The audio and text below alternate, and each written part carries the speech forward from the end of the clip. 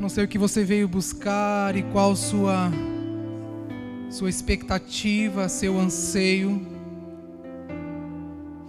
Não sei qual é a sua vontade ou necessidade nessa manhã. Eu não sei o que você veio buscar na igreja, mas eu tenho uma certeza: nós precisamos de Jesus. Eu queria te convidar a você fechar os seus olhos um pouco mais.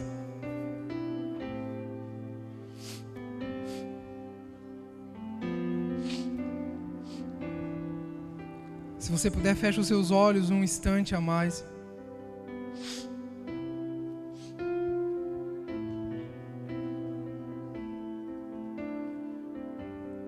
Eu tenho muitas necessidades,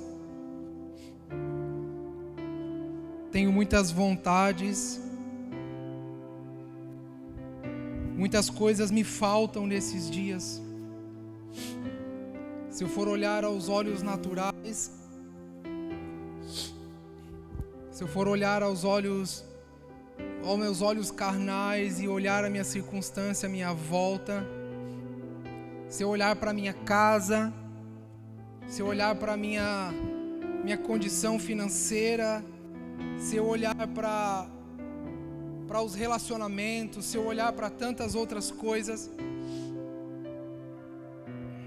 muitas coisas faltam, mas eu tenho uma conclusão na minha vida, irmãos, tenho uma certeza em minha vida: eu preciso mais de Deus. De todas as coisas que experimentei, que provei, que tentei, todas as coisas que investi minha vida, minhas energias, de todas as coisas, nenhuma delas supera Deus.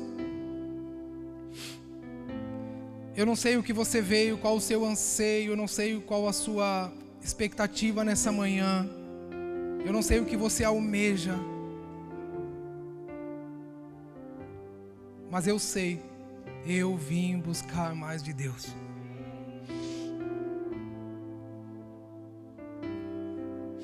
Eu vim buscar mais do Senhor.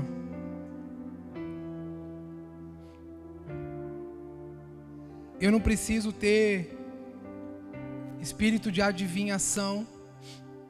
Eu não preciso ser um profeta para saber que o que você precisa é mais de Deus.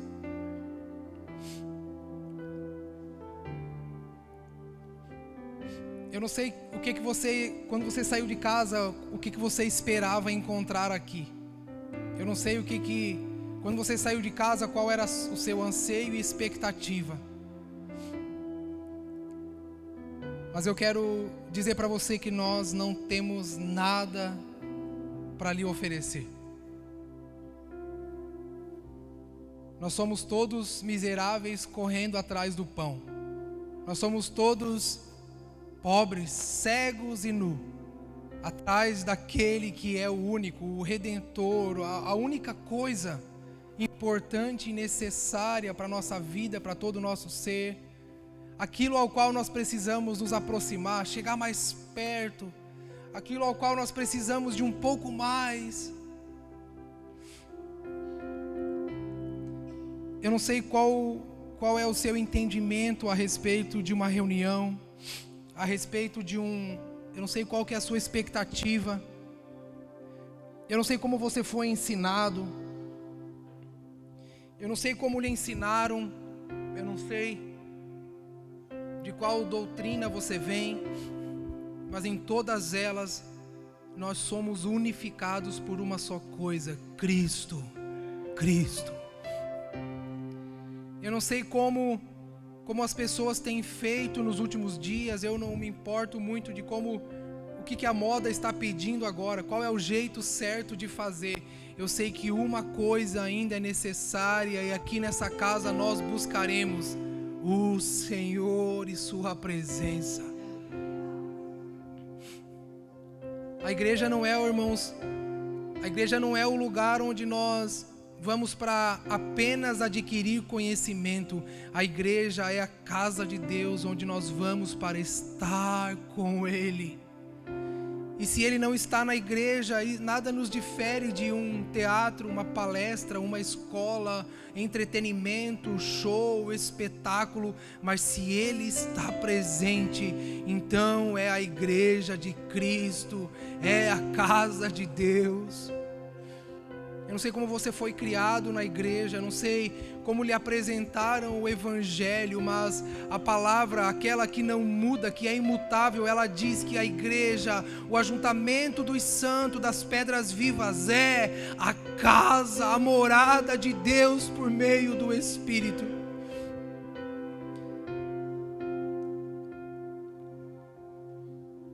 Esses dias, irmãos, após tantas tentativas, provar de tantas estratégias e métodos, eu confesso,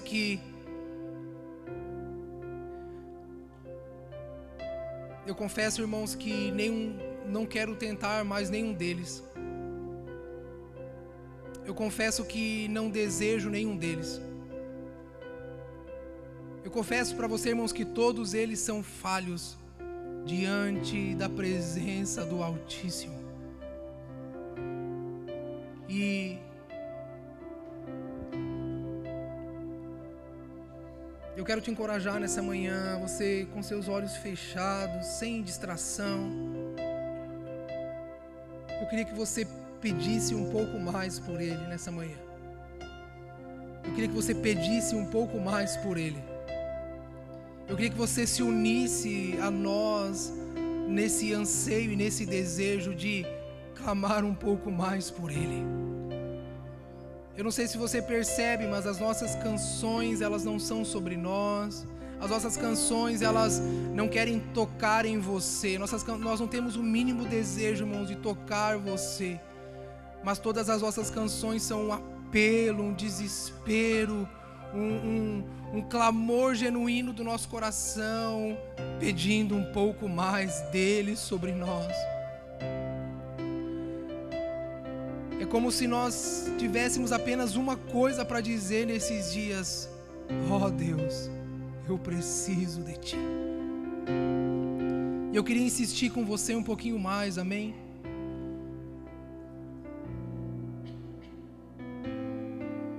Eu queria insistir um pouquinho mais. Talvez o que nos falta um pouco é isso, é um pouco de insistência. Talvez o que nos falta um pouco nesses dias é tempo, é doutrinar nosso tempo, nossa rotina para ficar e esperar nele.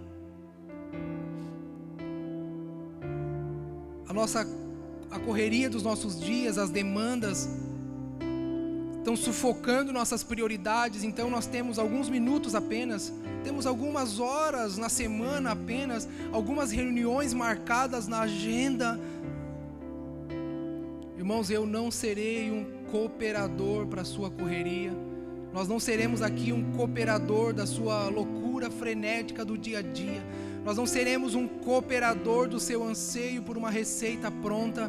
Nós estamos aqui, irmãos, apenas como casa de Deus, desesperado, clamando para que Ele venha com o seu Espírito e nos toque, e nos transforme, nos refaça, remova de nós tudo que não pertence a Ele, e nos torne semelhante a Ele, a estatura, segundo os seus sentimentos e suas vontades. Por isso, nessa manhã, irmãos, eu quero te convidar a insistir um pouquinho mais. Eu queria te convidar a queimar um pouquinho mais. Eu queria te convidar a ficar nisso até que sua alma aprenda, até que a nossa alma aprenda de uma vez por todas que nós não precisamos de mais nada, mas somente do Senhor. Eu preciso de Ti. Oh Deus, eu preciso de Ti, eu preciso de Ti, eu preciso de Ti. Oh Deus, eu preciso de Ti. eu preciso de ti, eu preciso de ti, do teu calor, do teu favor, do teu amor. Ninguém me ama como meu Senhor. Toque aí no seu irmão, no ombro dele. Diz para ele assim, ó: tudo que você precisa é o Senhor. Diz para ele. Ministra sobre ele, diz assim: meu irmão, fala assim para ele: aquiete sua alma. Fala para ele: aquiete sua alma. Tudo que você precisa está em Jesus. Eu preciso de ti. Ore com ele. Diz: meu irmão, deixa o Espírito refazer você. Diz para ele, ore com ele. Fala assim: Espírito, vem e reposiciona as coisas da vida do meu irmão nessa manhã. Vem, Senhor, com seu Espírito e se torne suficiente no meio da igreja.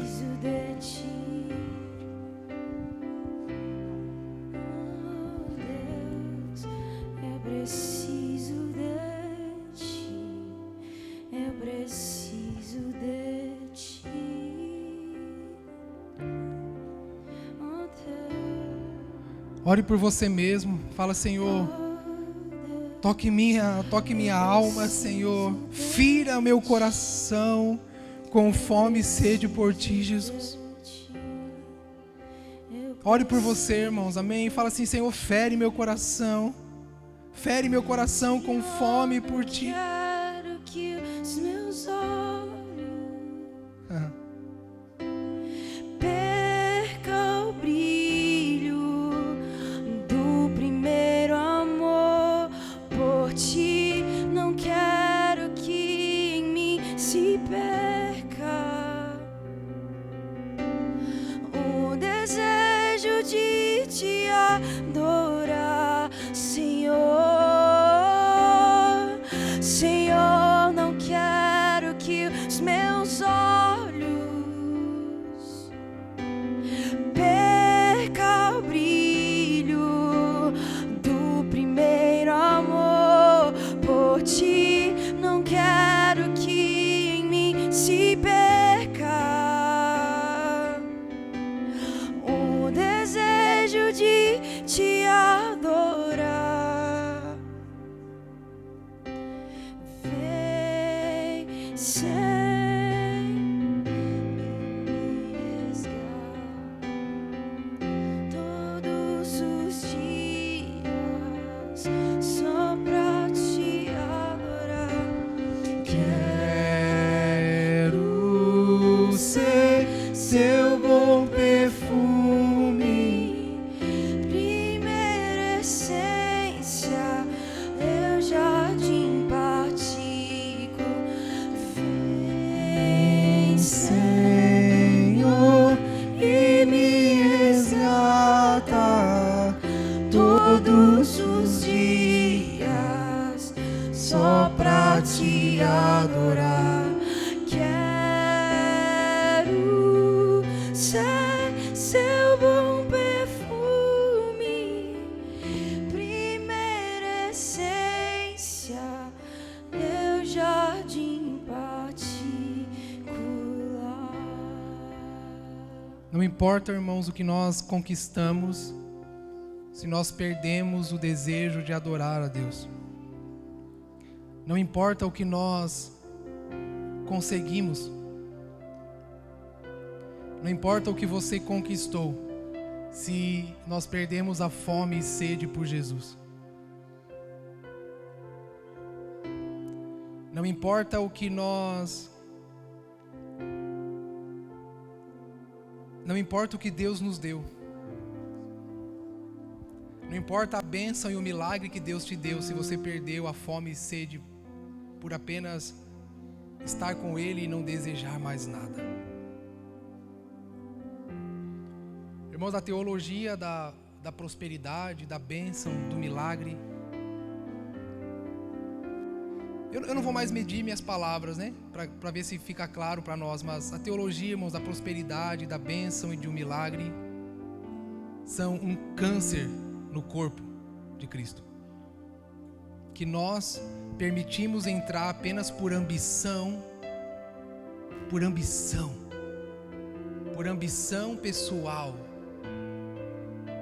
por desejo e por governo do dinheiro e dos benefícios e escravidão das coisas desse mundo. Nós somos responsáveis por esse mal dentro da igreja. Nós, eu e você. Porque se nós amássemos a Jesus mais do que as coisas, nós rejeitaríamos as fábulas. Se eu e você conhecêssemos mais a Bíblia, nós rejeitaríamos as fábulas.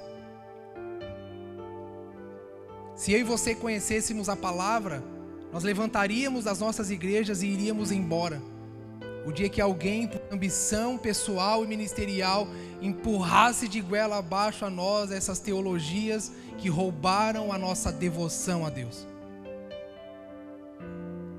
Nós não sabemos mais adorar, irmãos. Sabe por quê? Porque a gente diz, não, eu vou para a igreja. Por que você vai no culto? Não, eu vou para agradecer. Você vai no culto fazer o quê? Não, eu vou agradecer a Deus. É por isso que nós não sabemos adorar. Porque o diabo vai lá, promove coisas, circunstâncias contrárias à nossa vida. A gente chega no domingo e não tem nada para agradecer. Não tem nada para dar para Deus. Porque na verdade a gente queria. O que você vai no domingo? Não, eu vou lá, vou ofertar porque Deus me abençoou esse mês. Fiz umas horas extras aí, ganhei um pouquinho a mais, vou lá. Poxa, que é isso, irmãos? Que teologia é essa? Que evangelho é esse? Quem foi que disse para nós que é sobre coisas? Não importa, irmãos, o que você conquistou na vida, se você perdeu a fome e a sede por Deus. Não importa o que você ganhou. Não importa o milagre que você recebeu, a bênção. Se você perdeu as lágrimas. Quanto tempo faz que você não chora mais? Quanto tempo faz que as lágrimas já não escorrem no rosto? Quanto tempo faz que os pelinhos do braço já não sobem mais? Porque nós só demos 2 motivos para ir para a igreja. Ou para agradecer, ou para lamentar. Nós somos a geração com mais acesso ao conhecimento das Escrituras. E a que menos sabe adorar. Que menos sabe que tem fome e sede por Deus e sua presença. Então nós só demos 2 motivos para ir para a igreja. Ou por gratidão, ou por lamentação. Irmãos, nenhuma delas é suficiente. Nenhuma delas é a correta.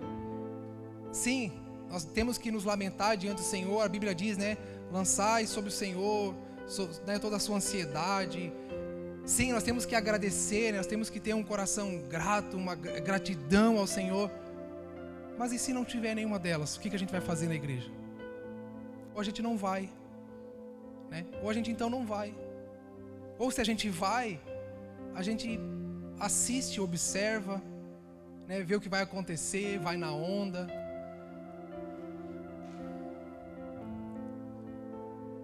Não importa, irmãos, o que você tenha ou o que você conquistou, se você perdeu as lágrimas. Não importa o que você ganhou. Não importa o que Deus tenha te dado, se você perdeu o anseio por Ele. Se você perdeu o desejo de vir, de estar em comunhão, estar na igreja, estar com seus irmãos e simplesmente desejá-lo. Se nós empregássemos as nossas forças, nossas energias, se nós colocássemos todo a nossa força e energia para clamar por Deus, só clamar por Deus, por mais dele, da mesma forma que empregamos nossa energia para as lamentações, para as reclamações, irmãos, nós seríamos a geração mais cheia do Espírito de Deus. Nós seríamos a geração mais tocada pela glória de Deus. Nós seríamos a geração talvez mais ardente, sedenta por Deus.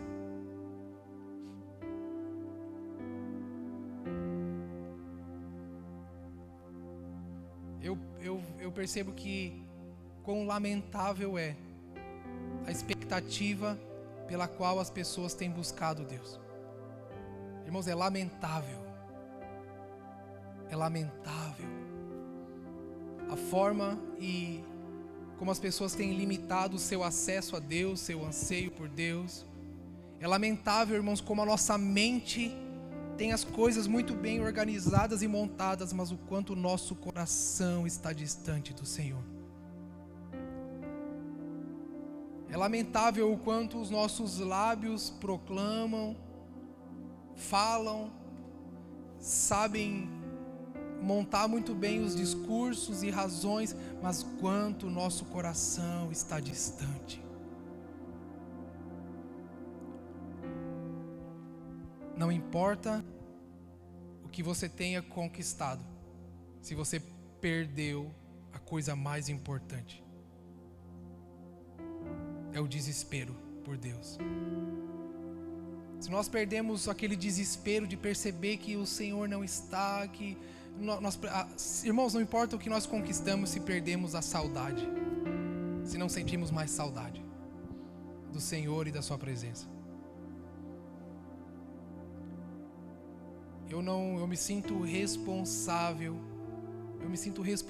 irmãos, esses dias, e é muitas vezes contra a minha própria vontade, mas eu me sinto responsável de trabalhar na edificação de uma casa para Deus, onde a coisa mais importante é Ele, onde a coisa mais valiosa é Ele. Irmãos, eu não me sinto responsável em vir aqui e montar uma mensagem para você.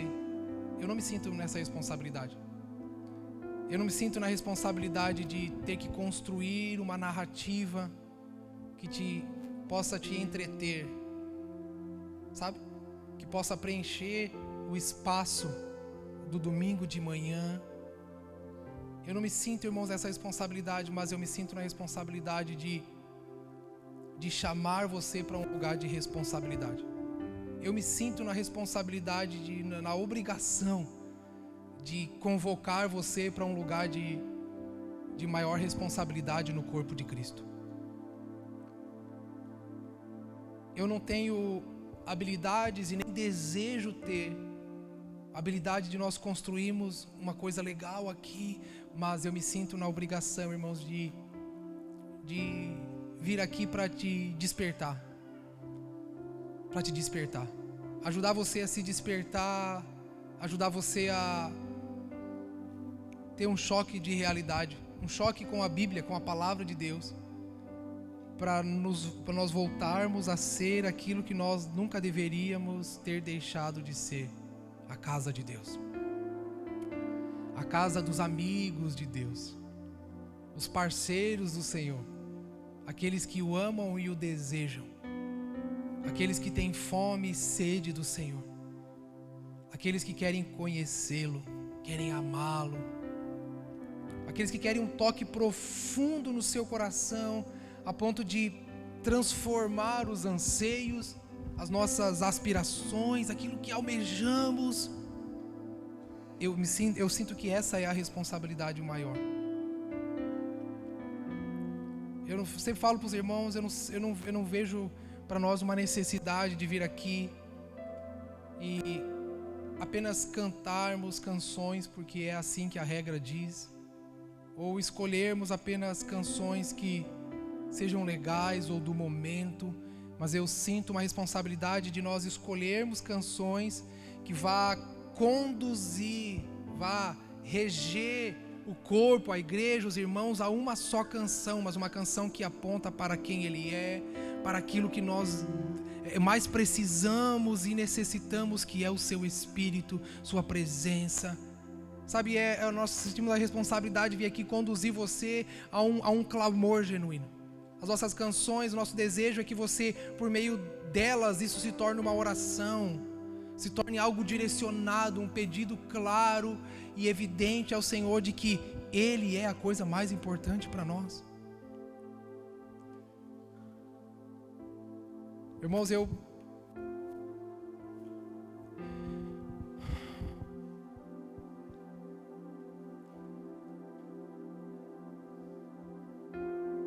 Eu sinto que a nossa maior obrigação e responsabilidade não é apresentar para Deus uma igreja cheia de pessoas.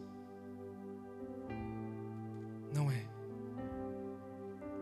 Eu tenho uma convicção no meu coração, irmãos, que meu maior trabalho, junto com os irmãos aqui que ajudam, que cooperam, que fazem toda a administração, a organização, né, o pastoreio, o cuidado, a nossa maior obrigação não é apresentar para Deus um prédio lotado de pessoas.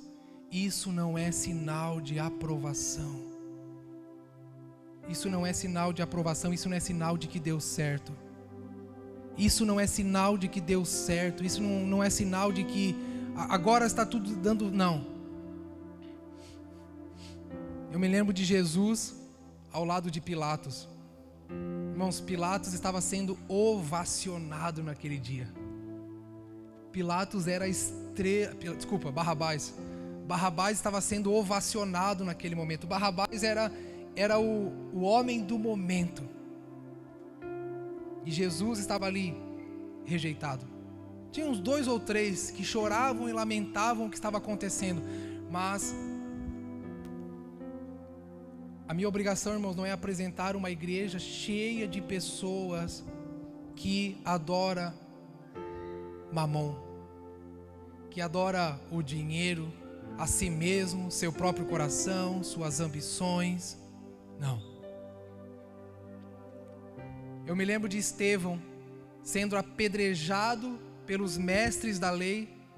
Tinha ali, irmãos, uma plateia vendo Estevão ser apedrejado. Estevão naquele momento estava sendo rejeitado. Naquele momento Estevão não tinha glória nenhuma.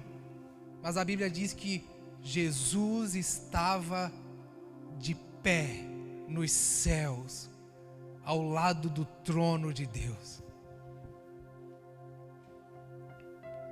Você entende qual que é a nossa obrigação como igreja? É tocar os céus, irmãos. Não tocar a plateia, não tocar o grande público. Não é chegar para Deus e dizer: olha, Senhor, a igreja está lotada. Senhor, não está tão lotada agora, mas nós vamos trabalhar para encher mais. Não podemos, irmãos. Nós nem precisamos de uma igreja lotada, nós precisamos de 2 ou 3. A Bíblia diz que basta 2 ou 3 reunidos em seu nome, e ali esse é o propósito. A casa de Deus não precisa de muitas pedras, basta que 2 ou 3 estejam em concordância em seu nome, reunidos em nome dele. Sabe o que significa em nome dele? Sabe quando você recebe uma procuração, o juiz vai lá, manda uma sentença, vai um procurador em nome da lei, em nome do juiz, né? Alguém habilitado, autorizado. Nós não precisamos de uma igreja cheia, basta que 2 ou 3 estejam em nome dele, para que o propósito da igreja se cumpra. Qual é o propósito da igreja? O que a igreja é? Casa de Deus, morada de Deus por meio do Espírito. Efésios 2, 19 a 22. Morada de Deus por meio do Espírito. E para que isso aconteça, não precisa encher. Não precisa de um mezanino com mais cadeiras. Não precisa de um espetáculo para te atrair. Nós precisamos de quebrantamento para atrair Deus. O espetáculo te atrai, mas o quebrantamento atrai o Espírito. Irmãos, não venha para a igreja para agradecer nem para lamentar. Venha por quem Deus é. Venha para render, venha para dar. Não venha para receber, venha para dar a Ele, para render. Venha para clamar, venha para buscar. Irmãos, você não vai receber. Sabe, o culto é a menor parte de uma vida de adoração.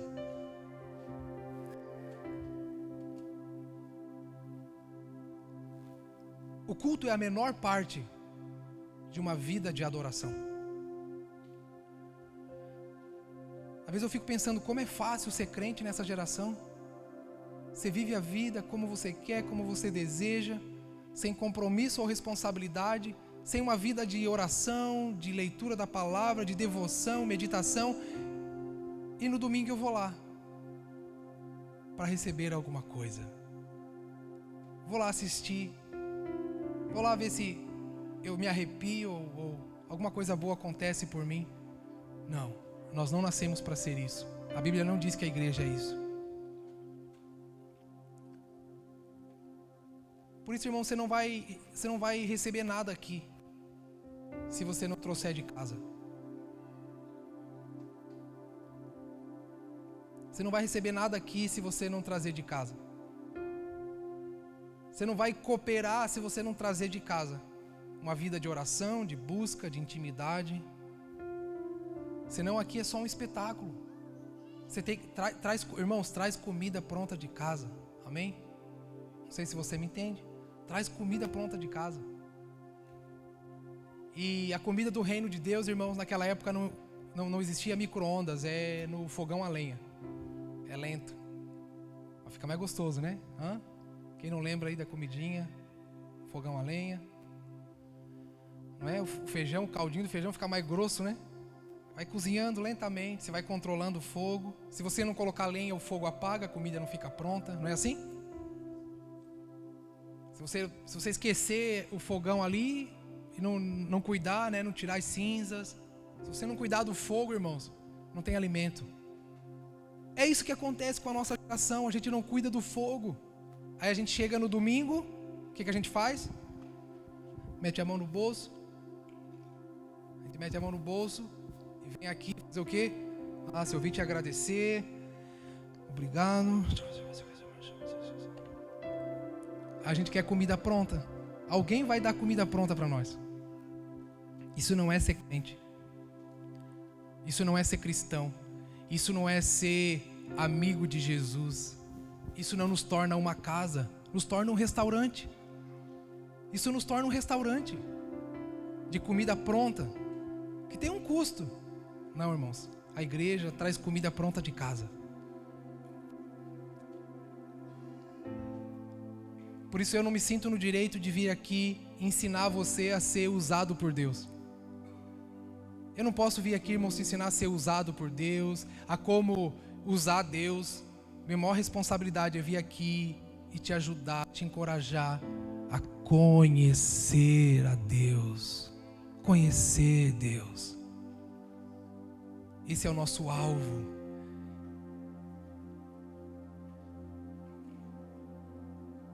Esse é o nosso sucesso. O nosso sucesso é conhecer a Deus.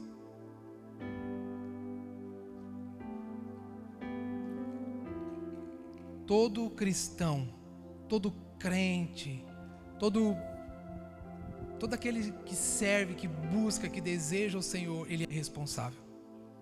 Ele é cheio de responsabilidades, de num ajuntamento dos santos, ele se juntar àqueles que estão com fome e sede de Deus. Irmãos, e tudo que a gente for edificar e fazer, que não seja primeiro pela presença de Deus, é engano. Está fadado ao fracasso. Tudo que nós vamos edificar sem a presença de Deus, tudo que você for edificar na sua vida, tudo que nós como igreja, como congregação, né, como comunidade, família da fé, fomos edificar sem a presença, está fadado ao fracasso. E vai depender da nossa força. Tudo que construirmos sem a presença depende única e exclusivamente da força do nosso braço. Não. Deus, eu preciso de Ti. Eu preciso de Ti. Irmãos, é um clamor que vem de dentro, vem do ventre, é do âmago, sabe? Vem lá do mais profundo do nosso ser. É uma coisa que te empurra, te impulsiona, não são palavras. As palavras são apenas uma consequência de uma coisa que vem aqui, ó. Por isso o que precisa de transformação, irmãos, é o nosso interior. é o que almejamos, o que queremos. Oh Deus, eu preciso de Ti. Bom, nós deveríamos clamar isso até isso ser verdade. Nós deveríamos, irmãos, permanecer no óleo, sabe? Diante do Espírito e da presença de Deus, irmãos, até sangrar o joelho, até secar a garganta, mas até que a nossa alma entenda de uma vez por todas que a única coisa que precisamos é de Deus.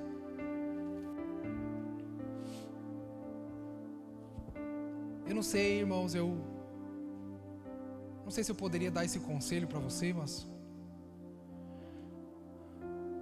eu acho que nós deveríamos assistir menos coisa na internet, sabe? Acho que a gente deveria assistir menos espetáculo, sabe? Aquele espetáculo gospel da internet. A gente deveria, um conselho que eu te dou, pare um pouco. Tá fazendo mal, irmãos, para nós. Sabe aquela comida pronta? Sabe aquele irmão que ele acorda de manhã, abre o grupo da família para ler um versículo lá do WhatsApp que a avó colocou, né? Aquele versículo bem bonitinho, uma xícara de café, algumas flores assim, um sol no fundo e um versículo. Sabe, a gente deveria, irmãos, parar de ligar a internet, acessar, né, as casas de show, gospel, que estão ali para nos oferecer comida pronta, mas que não nos dão responsabilidade. No restaurante é assim, irmãos, você vai e paga, mas você não lava a louça, você não limpa o chão, você não paga as contas. Quando você vai pagar o prato, você não está preocupado se o dono do restaurante vai pagar a energia. Não, você vai pagar o prato, né? Você fala aqui, ó, tá aqui, ó. Oh, mas esse mês eu tenho... Não, eu pagando o prato. E, sabe, um conselho que eu te dou, pare um pouco. Pare um pouco de assistir a comida que os outros estão fazendo. A comida que eles receberam, sabe, aquilo que... Pare de se apoiar na fé do outro. Pare de se sustentar, irmãos, na espiritualidade do outro. Nós precisamos voltar para Jesus. Sabe, pare de fazer comparação com aquilo que nós precisamos viver como igreja, com aquilo que os outros estão fazendo, e a gente está satisfeito com aquilo para nós é suficiente. Não, irmãos, nós nos tornamos espectadores. Nós nos tornamos apenas espectadores, assistindo uma coisa nova, melhor do que a outra, e nós estamos atrofiando nossa fé, atrofiando nossa vida de oração, nossa vida de devoção. Nós estamos minguando. Ao invés de crescermos a estatura de Cristo, estamos minguando.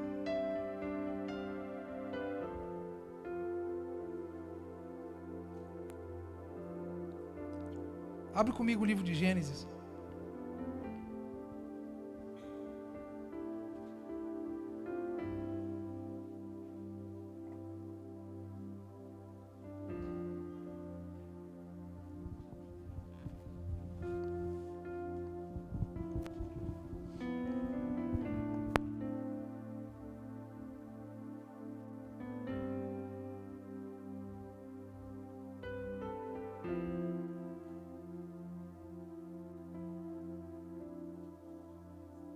Capítulo 8.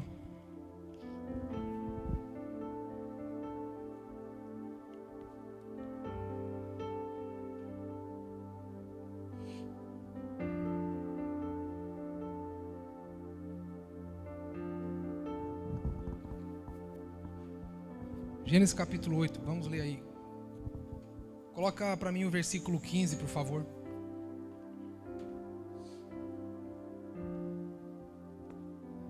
Então Deus falou a Noé: sai da arca, juntamente com a tua mulher, teus filhos e as mulheres dos teus filhos. Traze para fora todos os animais que estão contigo, de toda criatura, tanto aves como grandes animais, e todo animal rastejante que se arrasta sobre a terra, para que nela se frutifiquem e se multipliquem. Então Noé saiu da arca.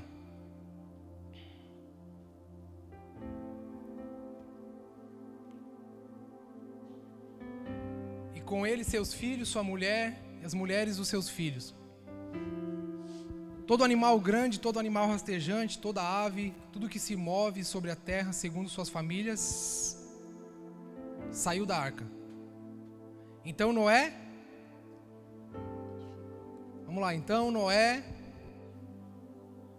vamos lá, igreja, tá na tela, vamos lá, então Noé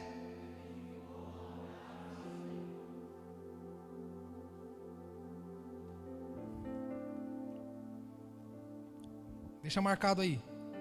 Coloca um marcador de página aí. Vai para Êxodo 25. Êxodo 25, do 8 ao 10. Vamos do versículo 8. Êxodo 25, versículo 8. Êxodo 25.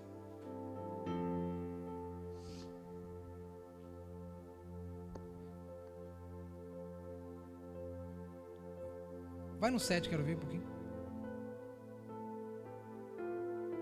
Volta um pouquinho mais, desculpa. Não, volta no 5, lá, vamos lá no 5, quero ver. É isso mesmo. Tá, aqui o Senhor tá convocando o povo para trazer. O Senhor manda construir o tabernáculo, amém? Aí o Senhor manda trazer ofertas para que na construção do tabernáculo. Peles de animais marinhos, madeira, acácia, versículo 6. Azeite para iluminação, especiarias para o óleo da unção e para o incenso aromático. Pedras de berilo, pedras de engaste, para o colete sacerdotal e para o peitoral. Eles me farão um santuário, para que eu habite no meio deles. E fareis conforme tudo que eu te mostrar como modelo do tabernáculo e de todos os seus utensílios. Vamos lá, lê comigo. Também farão uma arca de madeira de acácia.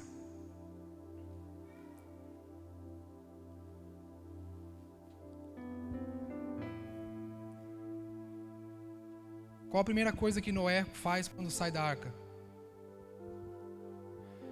Qual a primeira coisa que Noé faz quando sai da arca? Deixa eu melhorar essa pergunta. A resposta está certa, vamos lá. Deixa eu melhorar a pergunta. Presta atenção.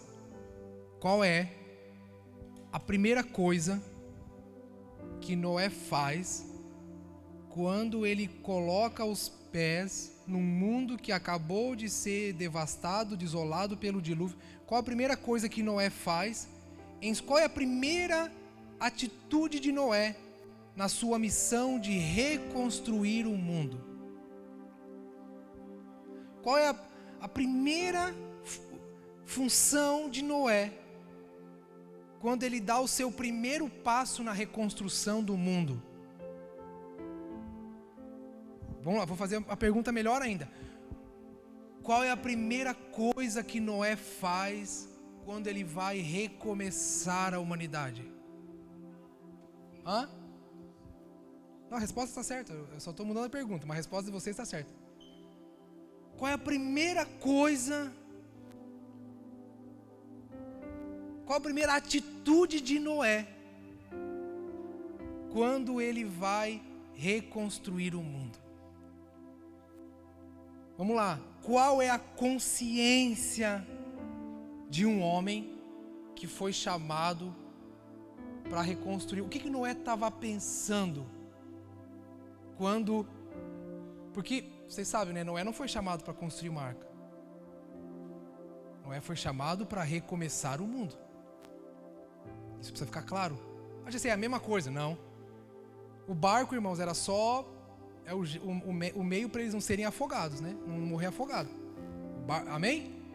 A arca é só para eles não morrer afogado. Noé não foi chamado para construir uma arca. Noé foi escolhido por Deus para ser um modelo para a humanidade. Foi a partir dele recomeçar a história. Qual é a primeira atitude desse homem? Ele fala, cara, eu vou começar uma coisa nova aqui. O que eu vou fazer primeiro? Tudo começa na presença. Tudo começa no altar. Tudo começa no altar. Vamos lá. Deus manda Moisés e o povo construir um tabernáculo. Amém? Amém? Qual é a primeira coisa que Deus manda construir? Versículo 10. Qual é a primeira coisa que Deus dá as medidas? Qual é a primeira coisa que Deus fala? Ó, faz isso assim. Qual é a primeira coisa que Deus manda construir? Tudo começa na presença. Tudo que é construído, irmãos, fora da presença, está fadado ao fracasso. Está encomendado para o fracasso. Porque se não começa na presença, nós vamos fazer de acordo com os nossos próprios desejos e não o desejo de Deus. Se não começa na presença, nós vamos fazer segundo dá na telha, segundo a inclinação do nosso coração e das nossas ambições. É por isso que a nossa geração de crentes, a gente vem para a igreja para quê? Para buscar a aprovação de Deus para a ideia que eu tive. A gente não começa, como é que a gente deveria começar? A gente vai para a presença, a gente se coloca diante do Senhor, a gente está ali, buscando dia após dia, inclinando o coração ao Senhor, aquietando a alma, aquietando a ansiedade, juntamente com os meus irmãos, em comunhão, compartilhando, aprendendo, ouvindo, ensinando, sujeitando essa mesa coletiva, até que Deus diga o que fazer. Não, mas a gente inverteu. A gente tem nossas próprias, estamos longe da presença, longe da arca, sem altar. A gente vai e tem uma ideia, uma brilhante ideia. Então a gente vai para Deus, a gente faz o quê? Senhor, por favor, me dá, me ajuda. Faz, Senhor, abençoa o meu empreendimento. Não deveria ser assim conosco. Não deveria ser assim. Nós somos o povo da presença. Irmãos, eu vou repetir isso. Nós somos o povo que carrega a presença. Vou falar o que eu disse no começo. Não importa o que você conquiste ou tenha, se você perdeu a presença.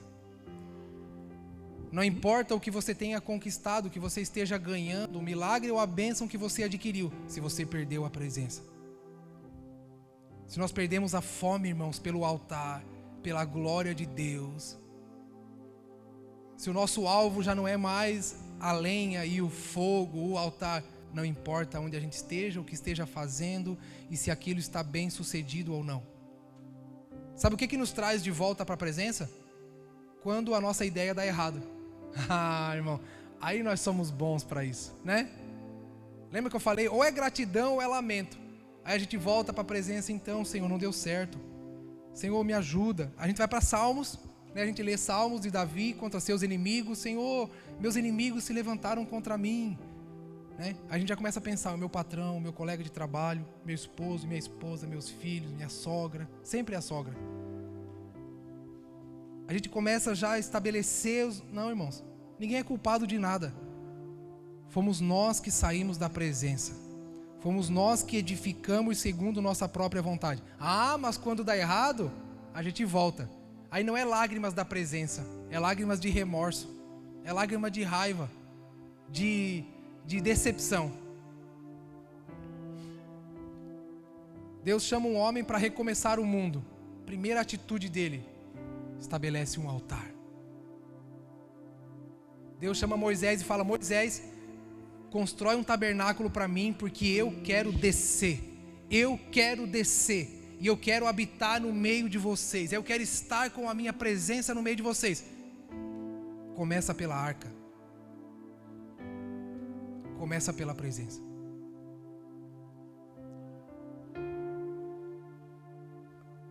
Vamos lá, Miguel. Vai para Esdras. Esdras capítulo 3.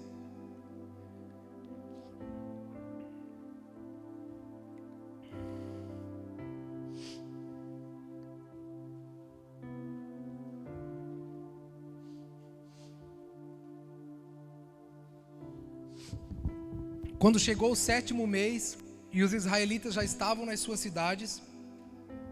Vamos lá, qual é o contexto aqui? Jerusalém, vamos lá, você conhece o contexto? Jerusalém estava destruída, o povo estava exilado e chegou o tempo da reconstrução, amém? Chegou o tempo da reconstrução de Jerusalém, ok? Fechou? Aí Deus levanta homens, né, para a reconstrução de Jerusalém. Vamos lá. Quando chegou o 7º mês, os israelitas já estavam nas suas cidades. E o povo se reuniu em Jerusalém como... É meio estranho, né? O povo, um só homem. Não parece uma contradição? Parece ou não parece? Ou é um povo ou é um só homem? Aqui, irmãos, fala de unidade. Aqui fala de unanimidade. Aqui está falando daquilo que nós gostamos de falar, né? O homem coletivo. O corpo de Cristo. Aqui eles estavam unidos com um sentimento, um desejo. Irmãos, olha aqui para mim. Você acha que nós nos reunimos domingo de manhã, qualquer que for a igreja, como um só? Responde para mim. Se nós nos reunimos aqui todo domingo de manhã como um só, ou é cada um por si, buscando seus próprios desejos, conquistas, ou é cada um tentando tirar uma casquinha, né? Uma casquinha da arca, né? Tem aquele povo que vai em Israel, visita Jerusalém, traz uma pedrinha, traz um negócio, né? É o amuleto da sorte. O crente vive de amuleto da sorte. A gente vai tirar uma casquinha de Deus no domingo de manhã. Irmão, você acha que nós estamos nos reunindo como um só homem? Por um só alvo? Você acha que nós somos um só, buscando a mesma coisa? Eu não sei onde foi que nós mudamos isso, mas é assim que deveria ser. Paramos de olhar para a Bíblia, para olhar no YouTube, ver o que está acontecendo agora no momento. Qual o pregador mais... Agora a moda é dos pregadores inteligentes, né? Aqueles caras que ficam fazendo videozinho para, né, desabilitar o que o outro fala. Agora é a briga de teólogo, né?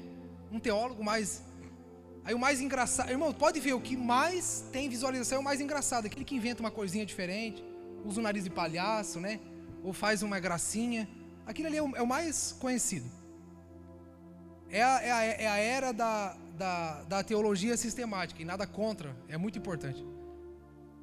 Mas que desabilita, não, é cada um atirando para o seu, buscando o seu, o que é mais importante. E nós estamos assistindo isso, admirados. Irmão, a igreja nasceu para ser uma coisa. Não é o ajuntamento de indivíduos, mas é o encontro da noiva com seu amado. A igreja não nasceu para ser departamentos, não, ela nasceu para ser casa de Deus. Por meio de humildade, quebrantamento. Eles estavam reunidos como um só. Sabe o que significa? Eles voltaram para Jerusalém, sabendo o que eles iriam fazer, sabendo o que eles estavam fazendo, sabendo qual era o alvo da sua edificação. Próximo. Então Jesua, filho de Josadaque, com seus irmãos, os sacerdotes, Zorobabel, filho de Sealtiel e seus irmãos. Eu sempre falo, irmão, tem bastante nome bonito na Bíblia, olha, pra você colocar nos seus filhos. Seus irmãos se dispuseram a construir o altar. Construir o quê? Para oferecerem sobre ele holocaustos, como está escrito na lei. Está escrito no quê? Está escrito aonde? Homem de Deus. Versículo 3. Apesar do medo que tinham dos povos. Apesar do quê? Apesar do quê, irmãos? Que tinham dos povos ao redor.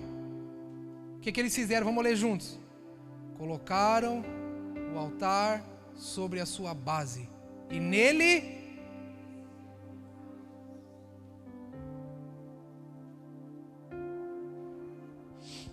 raciocina comigo. Como é que você vai construir uma cidade que já foi invadida, que já foi destruída, uma cidade que vive sob ameaça, um povo que vive sendo saqueado, invadido e sai? Como é que você vai construir? Irmãos, vamos ser bem inteligente aqui, bem racional. Qual a primeira coisa que você construiria? Eu vou responder. Eu construiria os muros. Eu faria os muros primeiro. O dobro do tamanho, da altura, da espessura. Montaria ali um posto, né, de exército, soldados muito bem localizados, estabelecidos. Eu faria assim. Como é que você vai construir uma cidade? Imagina, teus inimigos estão ali, ao teu redor. Aí eles falam, ó, os caras voltaram. Os caras vão reconstruir. Qual é a primeira coisa que eles construíram? Volta o versículo 2. Ou o final do versículo. Como está escrito na lei de Moisés. Moisés foi construir o tabernáculo. Começou por onde? Moisés foi construir o tabernáculo. Começou por onde? A presença. Vamos construir a cidade, mas está cheio de inimigo. Como é que nós vamos fazer? Vamos começar pelo altar. Irmãos, é burrice. Eles iam ficar vulnerável. Eles iam ficar ali, tipo assim, vulnerável. Qualquer um podia chegar, não tinha defesa, não tinha muro, não tinha exército. É assim que a gente faz. A gente começa pelos muros. Imagina os inimigos chegando em Jerusalém, os muros bem construídos. Os inimigos iam falar, opa, os caras reconstruíram. Lá dentro deve estar uma maravilha. Não, está tudo destruído. Não, mas os muros é o que importa. Não é assim que a gente faz? O que a gente constrói primeiro, irmão? O que é aparente. Ah, irmãos, nós somos especialistas em construir aparência, né? Aparência de riqueza, aparência de estar tudo bem, aparência de prosperidade, aparência de crente, de evangélico, aparência de espiritual, né? Aparência de que está tudo normal, está tudo sob controle. Estamos sempre armados, protegidos pelos muros da nossa intelectualidade, do nosso dinheiro, ou das nossas contas, ou da nossa profissão, ou do contrato de trabalho. Não, estamos seguros. É a presença. Porque nós confiamos em nós mesmos, irmãos, não no Senhor. A presença deixa para depois. Não, a presença, domingo eu vou na igreja. Domingo eu vou na igreja, o pessoal vai cantar umas canções. A gente quer comprar pronto. Não. Não foi para isso que fomos chamados. Tudo começa pela presença. Essa é uma manhã, irmãos, para você quebrar os muros, amém? Quebrar a aparência, tirar a máscara, a maquiagem. Esses são dias, irmãos, para a gente dar uma olhada e ver nossas prioridades, o que vem primeiro. São dias para nós percebermos onde está a nossa segurança. Quem é a nossa segurança? Irmãos, se eles começaram pela presença, mesmo cheio de inimigos ao seu redor, aonde estava a segurança deles? Quem era a segurança deles? Vai no versículo 3. Como é que o versículo começa? Apesar do... Não tem, irmão, a gente vai viver, nós somos sentimentais, vai ter medo, vai ter insegurança, mas tem uma lei, tem uma prioridade. E tudo começa no altar. Tudo começa na presença. Tudo começa, irmãos, na arca. É a primeira coisa.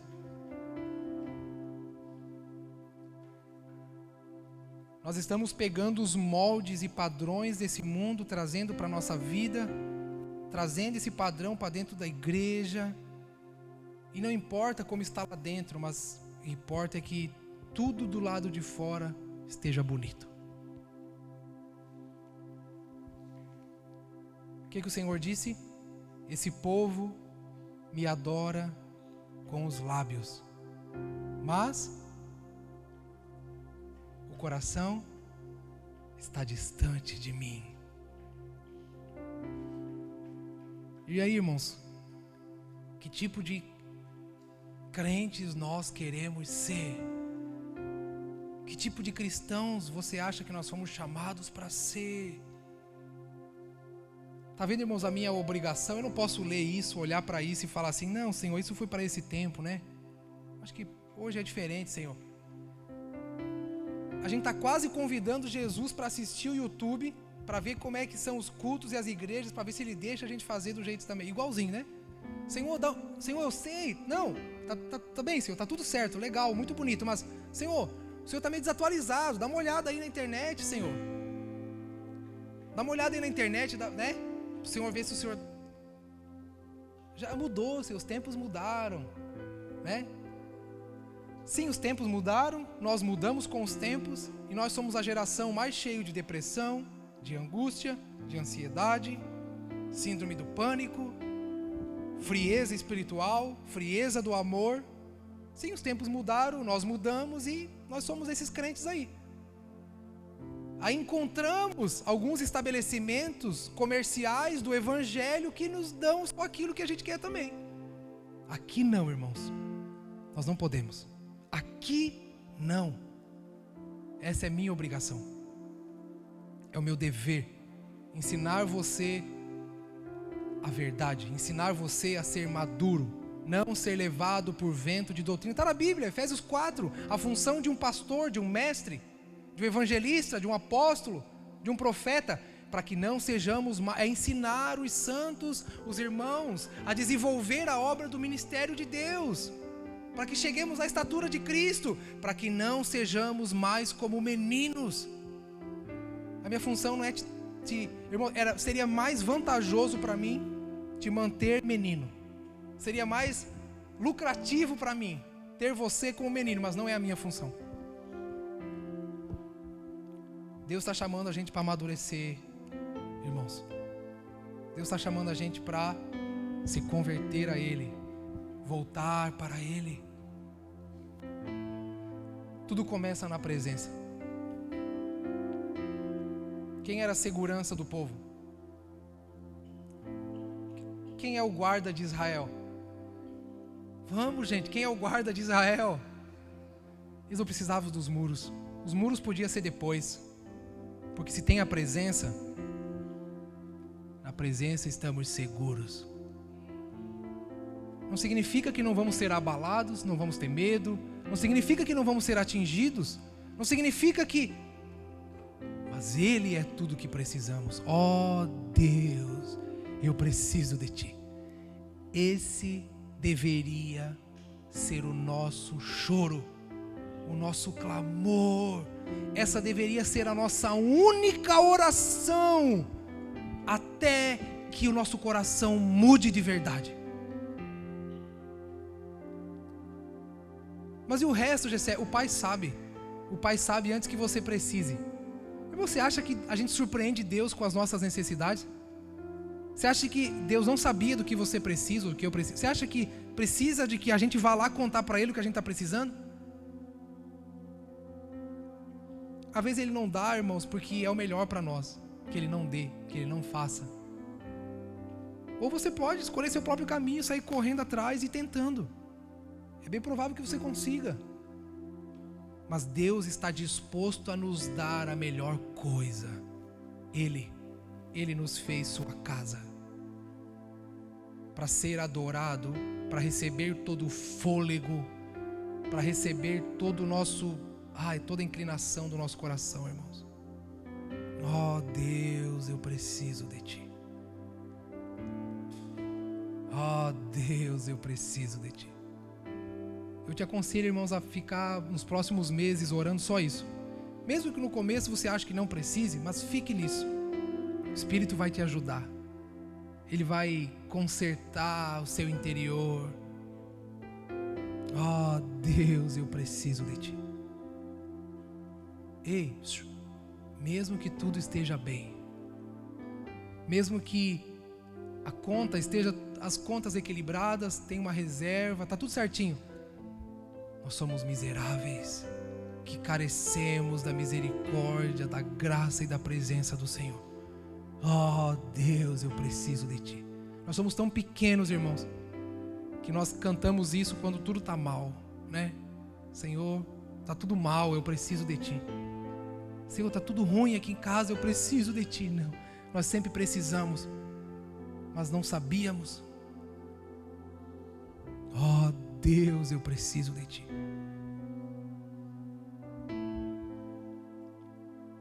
Meu amigo Miguel, vai lá para o fim do capítulo.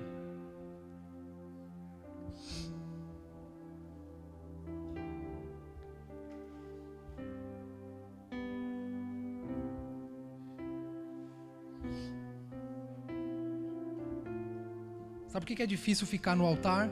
Porque ninguém vê. Sabe por que é difícil, complicado começar pelo altar? Porque não promove. Ninguém nos reconhece no altar. Só Deus. Só. Só, né? Só. No altar, irmãos, ninguém vê. Ninguém te aplaude. Ninguém te reconhece. Ninguém te elogia. Só Deus.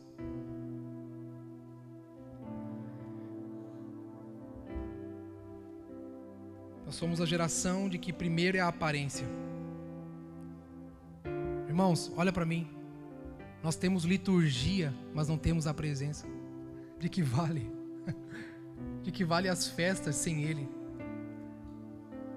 De que vale mandar construir uma arca da aliança lá na madeireira do irmão José, pintado uma cor que parece ouro, né?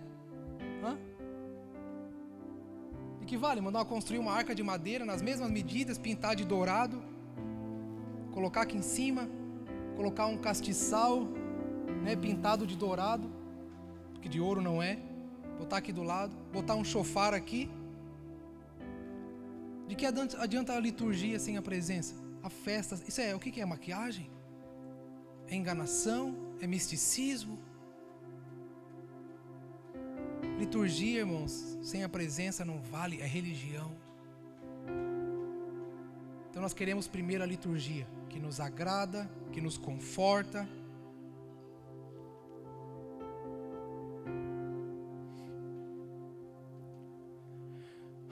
Versículo 10, por favor. Tá, vamos lá, olha para mim. Vamos contextualizar. Sabe quem que foi para Jerusalém para reconstruir? Foram velhos, foram jovens. Amém? Naquele povo que foi, olha aqui para mim. Tinha um povo que conheceu o velho templo, que sabia, que conhecia como era. Mas tinha os jovens, que nunca provaram daquilo, que nasceram no cativeiro.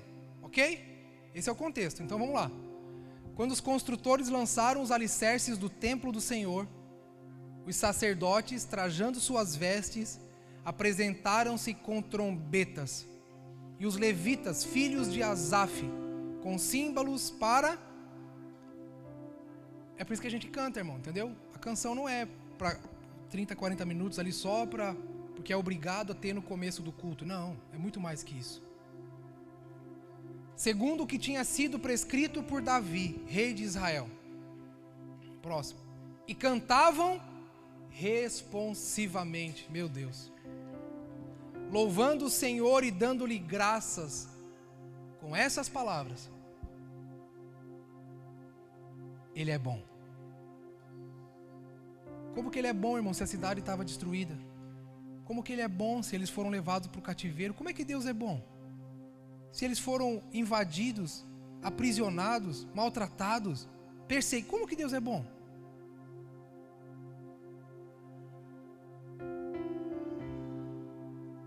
A nossa adoração, irmãos, é por quem Deus é, e não pelo que nós estamos vivendo.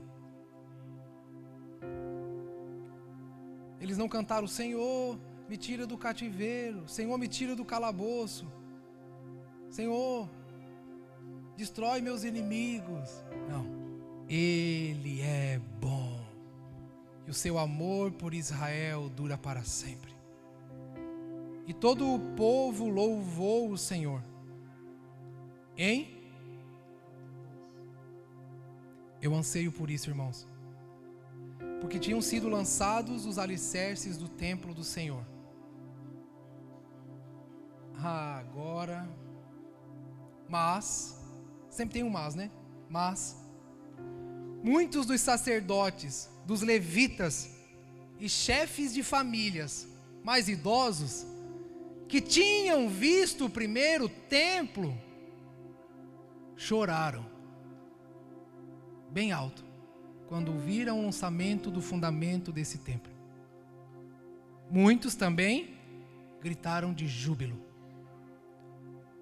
Assim, não podia se distinguir as vozes de júbilo das vozes do choro, pois os gritos do povo eram muito fortes e o som se ouvia de longe. Vamos lá.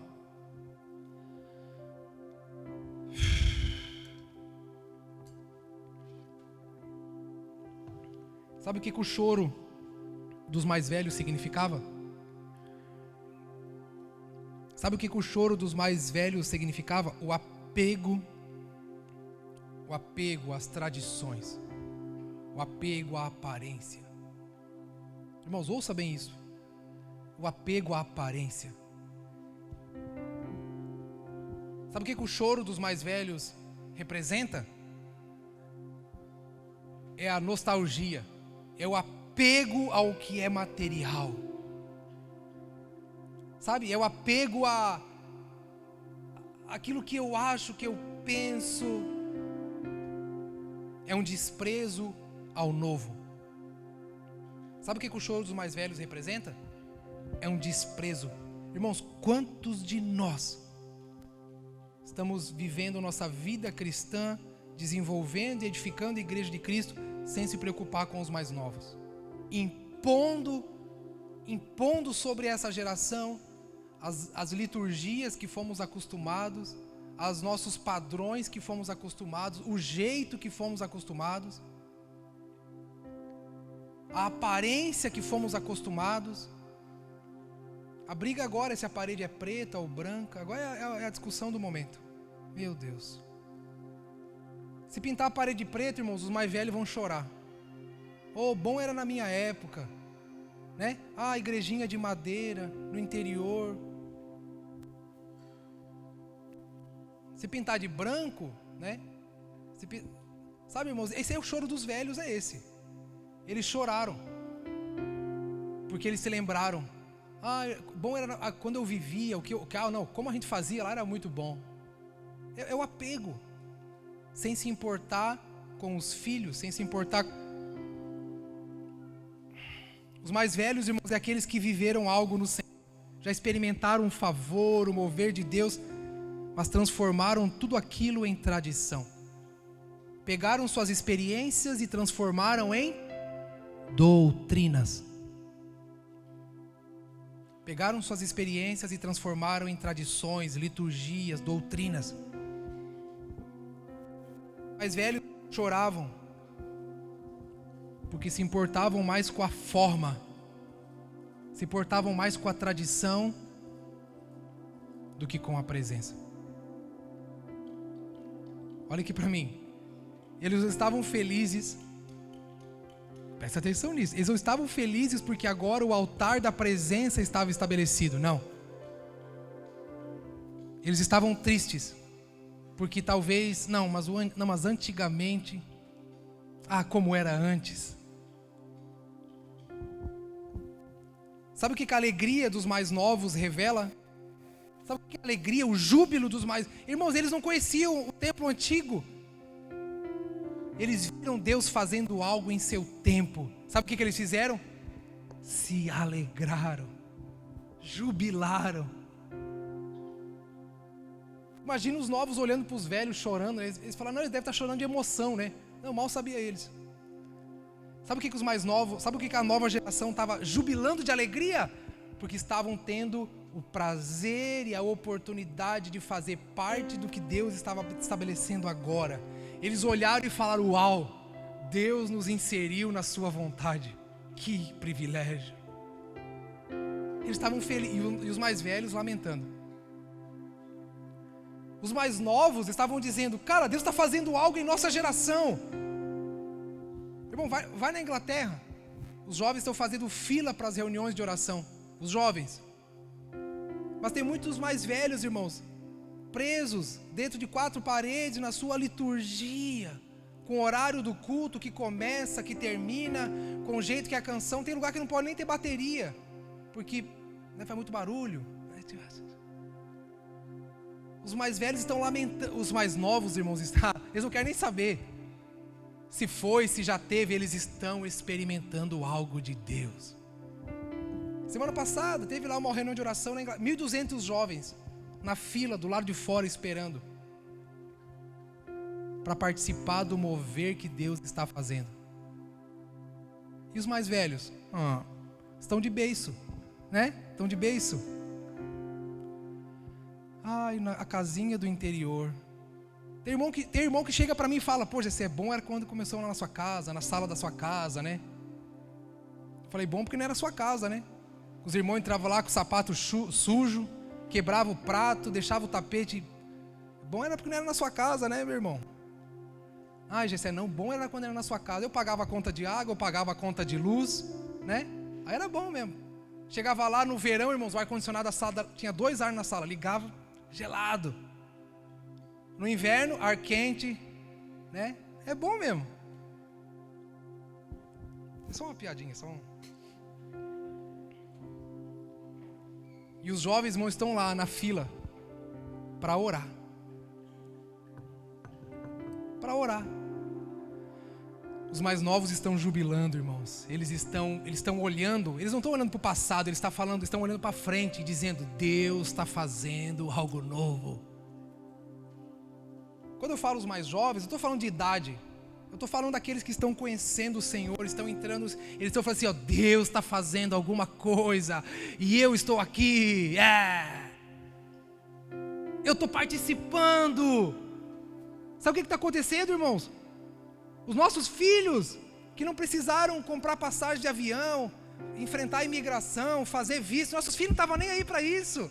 Eles estão aqui dizendo, uau, Deus vai fazer alguma coisa, olha, meus filhos brigam, se eu não trouxer eles para o culto, mas eles ficam revoltados, Joaquim mesmo. Se eu acordar de manhã, vir para cá e não trazer eles, cara, é um pé de guerra lá em casa. Mas os mais velhos estão dizendo, no Brasil era bom, no Brasil eu tinha minha empresa, no Brasil eu tinha meu bom salário, não, no Brasil era tudo mais fácil. Não, no Brasil, cara, eu tinha um pastor no Brasil que era uma maravilha. Aquilo era homem de Deus. E as crianças não, irmão, exemplo, culto, eles viram cadeira, eles estão aqui, ó, estão felizes, não estão nem aí. Estão experimentando, estão provando. Vão provar da glória que Deus vai derramar. Irmãos, no tempo dele, a Europa vai estar avivada, cheia da glória de Deus. E muitos velhos vão ter voltado para o Brasil ou vão continuar lamentando. Ai, a cebola do Egito era boa. Você ri, irmão, mas é sério. É sério. Então deixa eu falar uma coisa para você. Eu não quero te convencer de nada, mas eu só quero te fazer um pedido. Não atrapalhe os mais jovens, amém? Cadê o amém? Não atrapalhe aqueles que estão vendo. Você não está vendo? Eu não posso te forçar a ver, mas só faço um pedido para você. Não atrapalhe quem está vendo. Fala para o seu irmão assim, ó, não me atrapalhe. Fala para ele, irmão. Dá uma cutucada nele e fala assim, ó, não me atrapalhe, por favor.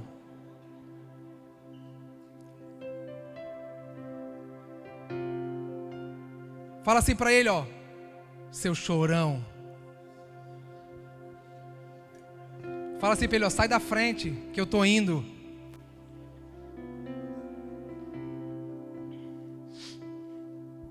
Irmão, meus filhos nunca chegaram em casa reclamando do calor da salinha. E é quente lá em cima, vocês não têm noção.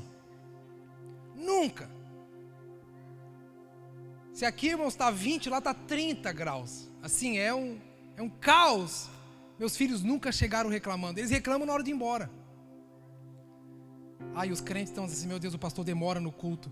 Aí tem que ter café, porque o café acorda. aí tem que levantar, tem que fazer alguma coisa, meu Deus. Irmãos,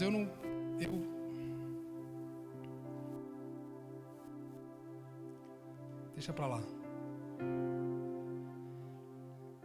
Os mais jovens estavam radiantes, irmãos, pela oportunidade de ser participante da reconstrução. Era para ser o contrário. Os mais velhos, irmão, têm experiências, já provaram, conhecem a Deus, conhecem os caminhos do Senhor, mas agora estão ofendidos.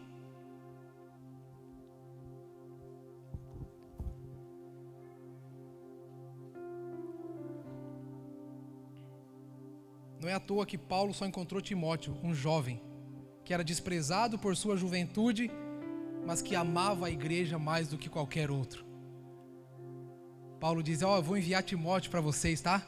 Porque não encontrei ninguém como ele, que se preocupa com vocês.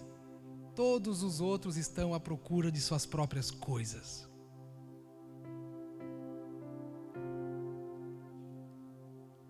Irmãos, eu estou olhando para os filhos, mas Deus está dando uma chance para nós. Eu já estou naquela assim, Senhor, não precisa nem fazer em meu tempo, mas me dá perseverança para deixar um caminho preparado para eles. Eu já nem tenho mais ambição, irmão, não quero mais, Senhor, não precisa fazer nada comigo, mas só me dá perseverança para não parar no meio do caminho e deixar um caminho para eles. Deixa eles desfrutarem, Senhor. Não deixa eles se tornarem rabugentos igual a gente. Irmão, não estou bravo não, é meu jeito de pregar, tá? Fica tranquilo aí. Fica em paz. Eu prego assim mesmo. Os mais jovens estavam radiantes pela oportunidade de ser participante da reconstrução. Imagina, vira para o teu filho e fala assim, meu filho, sabia que Deus vai avivar a Europa? Sério, pai? Deus vai derramar o seu espírito sobre a Europa e você vai viver isso. Imagina, uau. Ele não está lembrando, irmão, da imigração, que foi maltratado pelo guarda. Ele não está lembrando de nada disso. Ele não está nem aí para isso. Ele está olhando para frente, irmão. Irmão, tem irmão que está 10 anos aqui, 20, 30. Ele ainda, quando senta para conversar, ele fala do guardinha da imigração. E eu, como sou o pastor da igreja, tenho que ter paciência. Eu fico ali ouvindo, irmão. É a 10ª vez que ele me conta. Eu falo, nossa, que ruim, né, povo? Nossa, como ele foi mal educado com você, né? Cara, não tem uma coisa para contar que está lá na frente. Não tem nada lá na frente que ele veja. Mas lá para trás, irmão, é um lamento terrível. Os jovens estavam alegres porque valorizavam mais a presença do que o formato. Mais importante era a presença do que a forma. Estou encerrando. Se o formato, grave isso aí. Se o formato, se a performance, se a estética, se a tradição for mais valiosa que a presença, nós estamos decretando a nossa falência como adoradores e como devotos de Cristo. Se para nós, irmãos, o jeito é mais importante que a presença, nós falimos como crentes. Decretamos a nossa falência espiritual e abraçamos a nossa identidade de religiosos.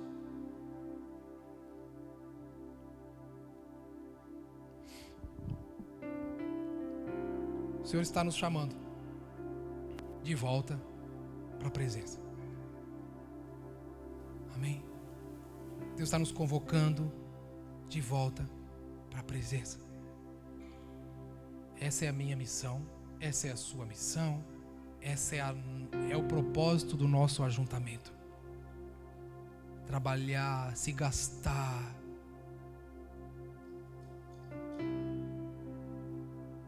Em nós opera a morte, para que em vós a vida. Essa deve ser o nosso lema. Irmão, escreve na parede da sua casa. Eu não vou fazer tatuagem, porque está dando polêmica na internet. Um pastor lá falou, vou fazer uma tatuagem e tal. Todos os irmãos da igreja fizeram. Então, mas anota na parede da sua casa. Se quiser fazer tatuagem, levanta a mão aí, Fábio. Olha, um bom tatuador ali, ó. Tô orando, eu acho que ele vai estrear eu. Vamos ver. Tô analisando. Mas escreve na parede da sua casa um lema: em nós opera a morte, para que em vós a vida. Não importa, irmãos, o que você conquistou, se você perdeu o propósito. E não importa se você perdeu a vida, se você conquistou o propósito. A vida é o que menos importa. O que mais vale é a vontade de Deus sendo cumprida em nós. Porque o que perde, esse é o que ganha. O que perder a sua vida, achá-la-á. Não importa, irmão, se você está perdendo. Perdendo a cebola do Egito. Se eu estou perdendo, deixei muita coisa para dar, não importa. Se nós estamos ganhando a próxima geração. Se nós estamos promovendo para os nossos filhos a alegria, o regozijo de estar participando da vontade de Deus. É isso que importa.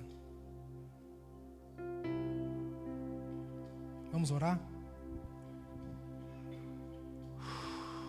Jesus.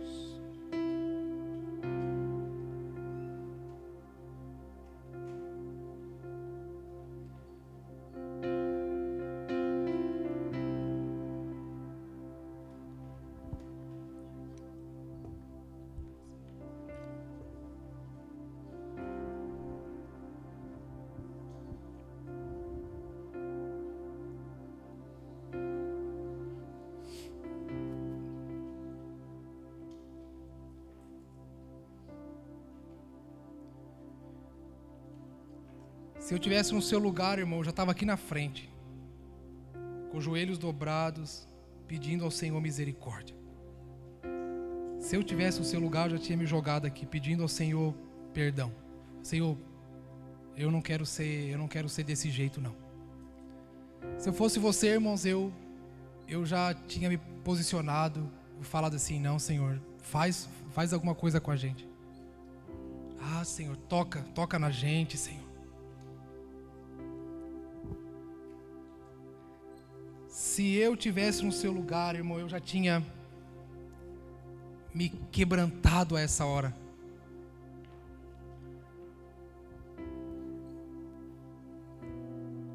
Se eu fosse você, irmãos, no seu lugar, eu já tinha me prostrado diante de Deus e tinha pedido clemência. Se fosse no seu lugar, eu tinha me prostrado já diante de Deus e falado: Senhor, eu preciso de Ti.